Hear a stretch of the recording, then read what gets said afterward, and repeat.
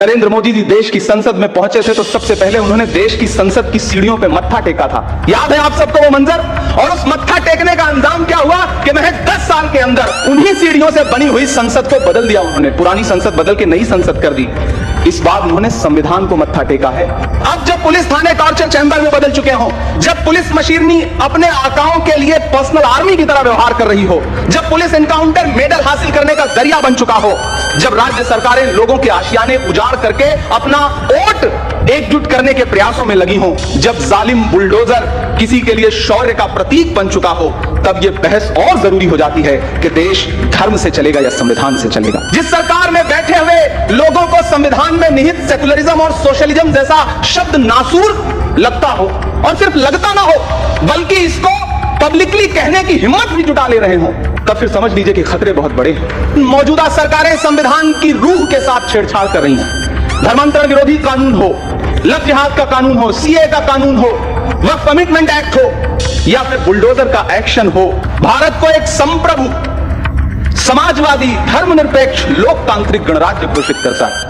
लोग मुझसे कहते थे इमरान साहब आप नेता बाद में हैं, शायर पहले हैं, राहुल जी पैदल चल रहे हैं, शहजादा पैदल चल रहा है। मैंने कहा शहजादे ऐसे नहीं होते हैं। एक टी शर्ट, एक ट्राउजर, एक जूता पहन के 4000 किलोमीटर लाखों लोगों को गले लगाने वाला शहजादा नहीं होता। किसी भी लोकतांत्रिक व्यवस्था में अगर हाकिम के दिमाग में यह बात घर कर जाए कि मेरा आदेश ही है मेरा शासन, जिनके जहनों में फिल्मी डायलॉग घर कर जाते हैं, उनकी नजर में संविधान के पन्नों की अहमियत नहीं रह जाती है। पहले वो अपने कारिंदों के जरिए दुष्प्रचार करवाते हैं, फिर खुद बाहर निकल करके उन्हीं चीजों पर उनकी विशेषताओं का बखान करते हैं। कातिल ने किस सफाई से धोई है आस्तीन, उसको खबर नहीं कि लहू बोलता भी है। जब अहले खिरत की बातों पर कुछ जाहिल शोर मचाते हो, जब अहले खिरत की बातों पर कुछ जाहिल शोर मचाते हो, जब बुलबुल हो तस्वीरें चमन और कौवे गीत सुनाते हो, जब चिड़ियों के इन घोंसलों में कुछ सांप उतारे जाते हों, जब माली अपने हाथों से गुलशन में आग लगाते हों, उस दौर में हम दीवानों से तुम कहते हो खामोश रहो।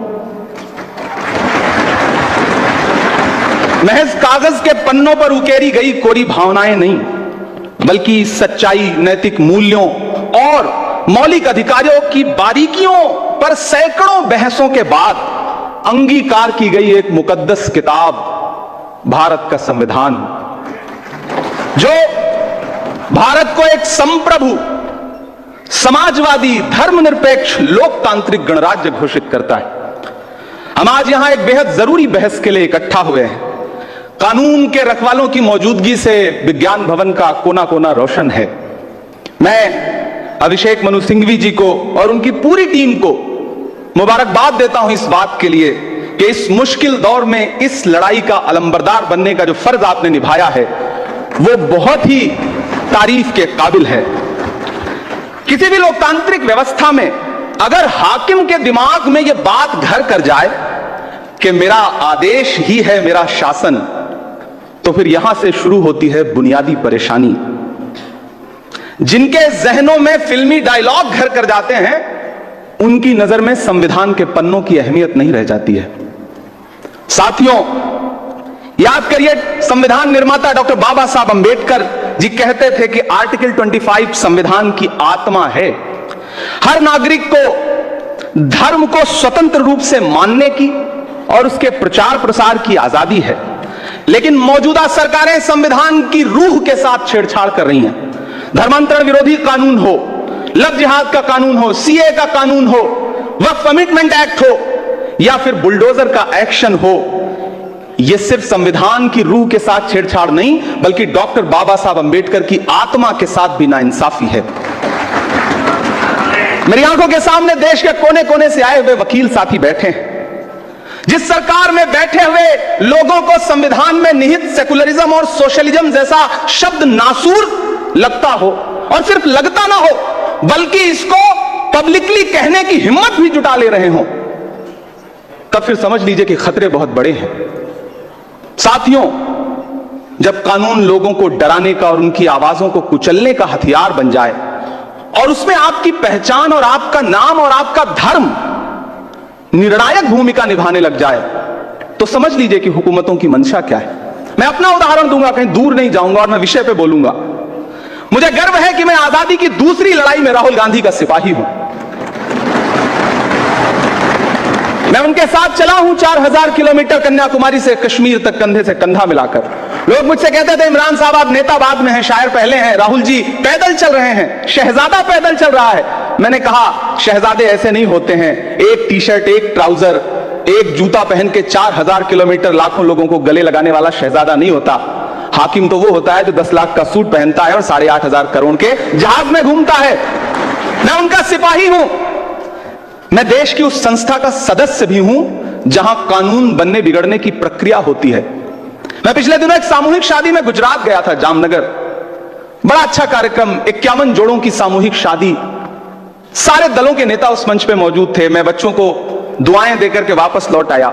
4 दिन बाद मेरे साथियों ने उस प्रोग्राम का एक विजुअल था, बरसते हुए फूल थे, बड़ा खूबसूरत सा, उसमें एक कविता लगा करके सोशल मीडिया पे पोस्ट कर दी, मेरे अपने सोशल प्लेटफॉर्म पे। आपको जान के हैरत होगी कि इतनी संगीन धाराओं में मेरे खिलाफ जामनगर की पुलिस ने मुकदमे दर्ज किए कि मुझे लगा कि मैं तो कोई बहुत बड़ा अपराधी हूं। हमने हाईकोर्ट का दरवाजा खटखटाया। 55 मिनट बहस सुनने के बाद हाईकोर्ट अहमदाबाद के माननीय न्यायमूर्ति जी ने कहा कि इसमें तो सिंहासन के खिलाफ कुछ कहा गया है, इसलिए पिटीशन खारिज। हमें माननीय सुप्रीम कोर्ट की चौखट पे आना पड़ा और धन्यवाद कि इमरान प्रताप गढ़ी बनाम गुजरात सरकार के केस में माननीय उच्चतम न्यायालय ने जो फैसला दिया है वो एक नजीर बनेगा। मैं माननीय उच्चतम न्यायालय का आभार प्रकट करता हूं। साथियों, माननीय उच्चतम न्यायालय ने एसआर बोम्मई भारत बनाम भारत सरकार के आदेश में भी यह कहा था कि धर्मनिरपेक्षता संविधान की मूल संरचना में निहित है, उसे बदला नहीं जा सकता।